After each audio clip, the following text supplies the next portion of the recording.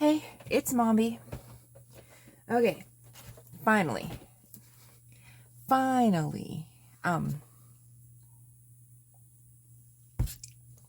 I've had people ask me how I do my textures on cheap dollar store foam board, like for my 1/6 storefront. There were stucco textures on there, brick textures on there, wood textures. I'm not finished. I'm going to do cobblestones around the front, just various things that you can do in this cheap foam board, and it's incredibly simple. So I'm going to show you guys how I do mine. I'm sure there are other ways, better ways. I'm not an expert. This is just what I have done, what I've learned through watching a bunch of other artists on YouTube and trial and error, and just this is what works for my 1/6 scale. Not that it won't work for other scales. You'll have to just adjust the size of the texture, which I'll talk about. Okay, first one we will do, super simple, is going to be stucco.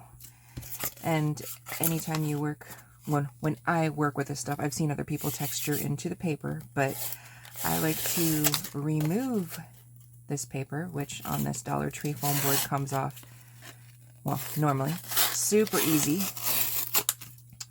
And you usually want to take off both sides, because as soon as you take off one, it's going to curl in the opposite direction. So just go ahead and take off both sides, because you will most likely be gluing it onto something else. Anyway, for stucco or like a wattle and daub type of clay or plaster, anything of that nature, the secret weapon is aluminum foil.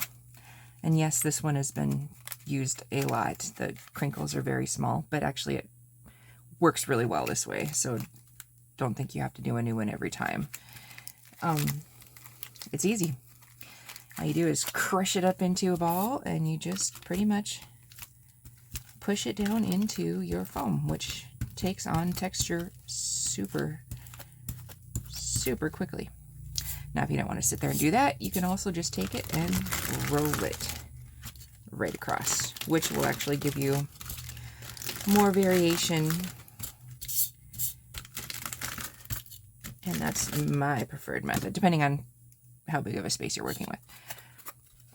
And hopefully you can see that. Voila. It was as simple as that, just some aluminum foil. Now, you can use this also, like if you're doing a more modern texture, you can use it to make sidewalk, like cement. And if you need to mark the segment, you just take either a dollar store something pokey, or like clay tools, sculpture tools. You can take a pencil, as long as it's not too sharp, a dull pencil that won't pulverize your foam and rip it all up. Just go ahead, and the pencil's kind of nice too, because sometimes it'll mark and you can see your lines better. But boom, there you go. You can go around with a ball stylus and kind of smooth it out if you want rounded corners, or you can pick pieces out of it, like pieces of the cement is chipped out. Just play around with it, and then anything after you do that, anything after that is going to be paint, and it'll really make your texture that you just put into your foam board pop out. I'll probably do another video on the paint, actually. Okay, so there is stucco and cement. Brick, a lot of people want to do brick. Again, I just take my ruler, and depending on what size bricks you want, like for 1/6, I don't measure things because I hate math. So I just kind of eyeball things and do what looks good. I will use a ruler and go as far as, you know, marking out where I want to put my lines, but I don't really measure anything beyond that. Another good one to do brick is with your pencil.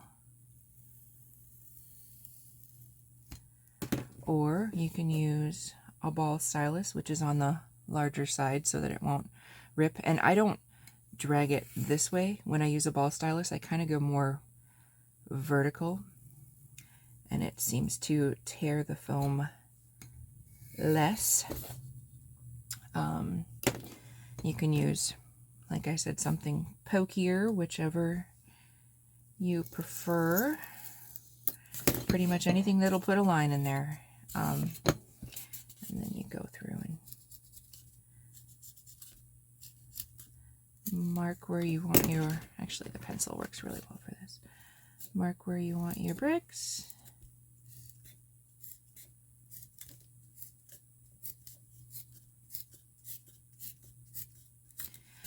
And then, since that looks kind of plain and they're far too uniform for my taste, again, take your aluminum foil and you can either roll it around and press it in, or roll it straight across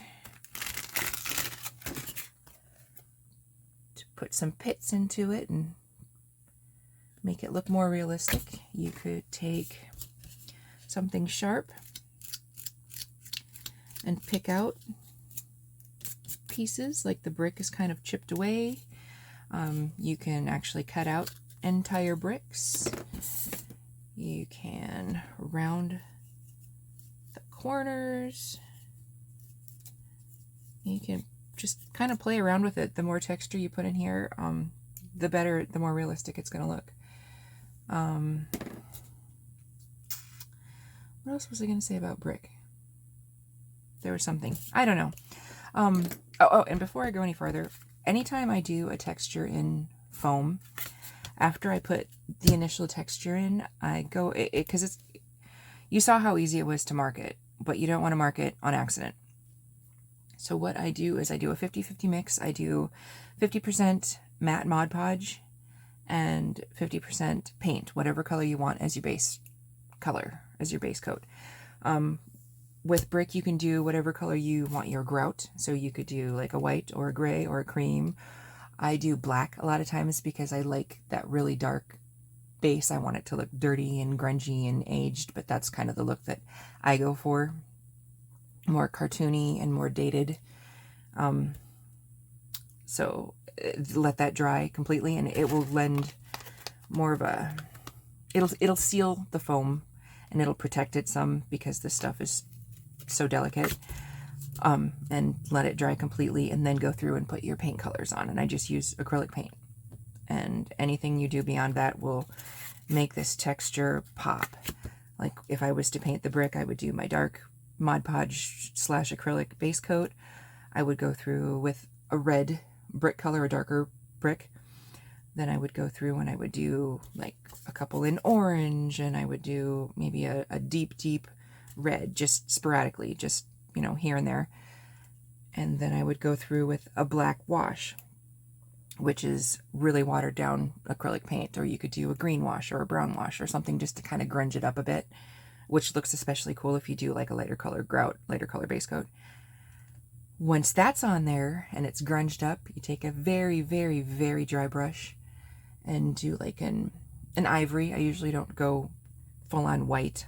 I'll do ivory, and just go over the top of everything, and it'll pick up all those little highlights, all the raised areas, all the corners of the brick, and it'll just look spectacular. Everything will just pop right out of there.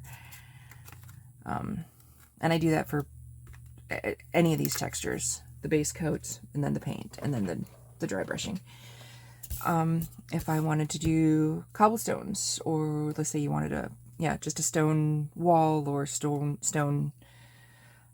walkway, pathway, I like the ball stylus for that because I just kind of freehand my stones. Pardon the squeak. That's the drawback.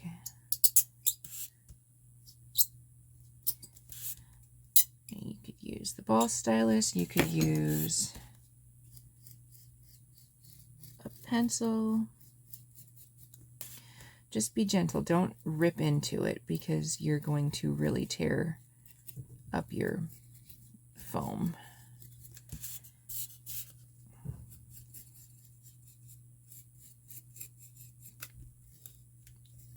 like that. Just draw some stones in. And again, the secret weapon. And it will put all kinds of pretty pitted stone looking texture in there. Now if I was to paint the stone, I almost always do a black base coat of the Mod Podge and black paint on stone, because I really want it to, I want to give it some depth. So I really want all those low areas to hold on to that dark texture, so that when I go over with my medium gray and my light grays or browns or greens, it'll stay dark in those recessed areas. And it'll really give it a nice natural 3D look. It'll enhance your texture amazingly. But that's how I do stone. And wood. Wood is incredibly easy. This is where it's really important, if you do wood trims, window frames, door frames, things like that, to really use that base coat of the Mod Podge and the paint, because if it's sticking out, it's more likely to get bumped and marred, and it will ruin your foam, which you definitely don't want after you've put all this work into it. So first, the texture. A lot of people will use just a regular wire brush, or if you work in clay, you might have some of these tools lying around. Anything that's really firm bristled and pokey that will easily put a texture into your foam board. If you want a very small grain, that's where these come in. You just pretty much drag it right across the foam. And there you've got a very small, natural looking wood grain.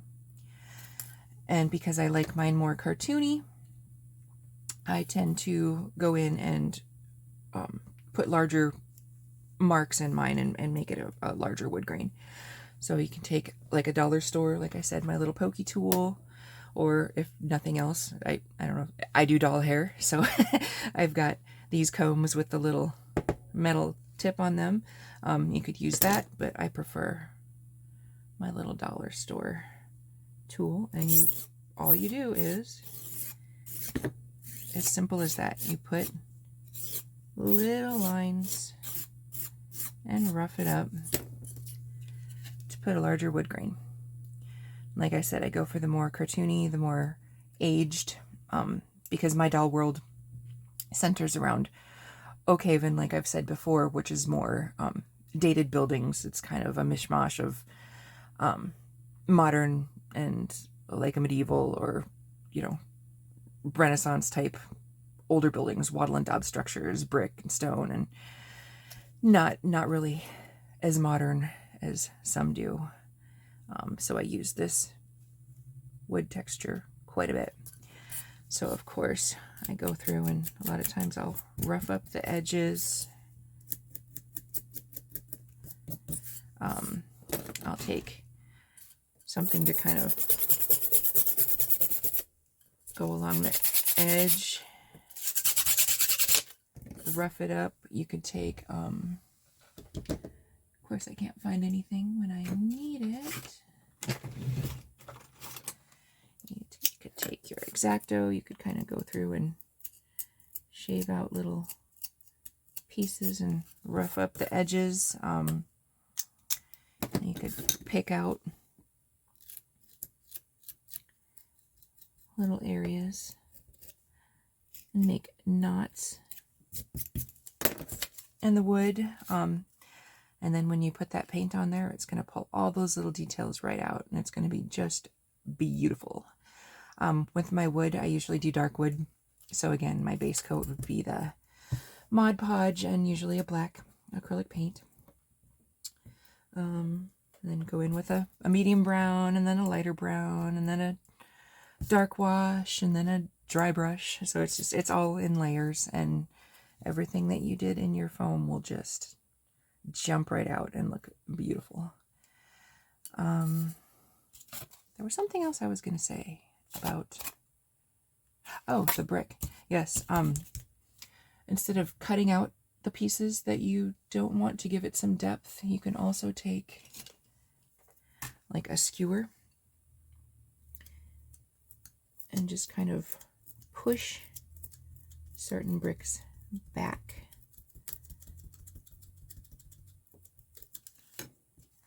So then it'll make the ones next to it pop. Go in and kind of rough up certain areas of it. You can give depth without even having to cut pieces out of your foam. Just kind of play around with it. You could use the eraser of a pencil, or like I said, a wooden dowel, or anything that a skewer probably isn't the best example because you can see little circles, but just something flat. You could use popsicle sticks or scrap square dowels, or whatever you have on hand.